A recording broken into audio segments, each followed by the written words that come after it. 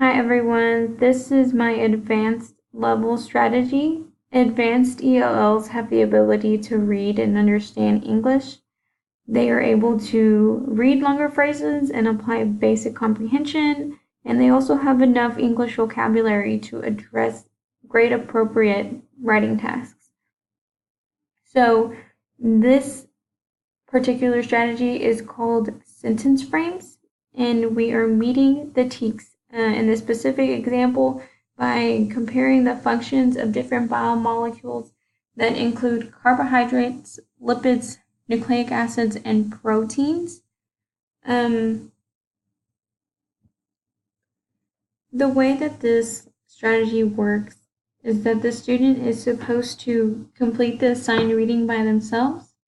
And once they have completed the reading, they are supposed to pair up with another student and complete the sentence frame handout. Here you can see that I have created a passage for the carbohydrates, lipids, nucleic acids, and proteins.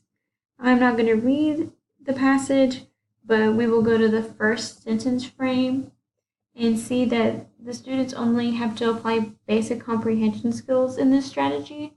The first sentence frame says if monomers come together, then they form blank.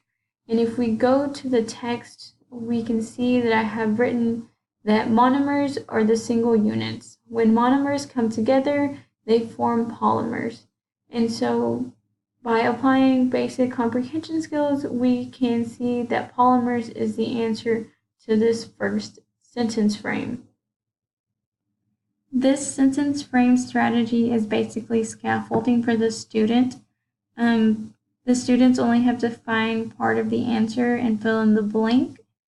I believe that the students will show greater confidence in themselves by completing these sentence frames because they get to participate in a new thinking process without the worry of whether they have structured the sentence correctly.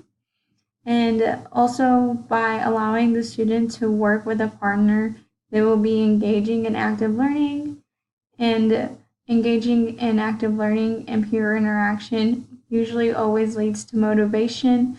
This motivates the students who want to learn more about particular subjects, which in turn will help their academic progress in the long run. Thank you.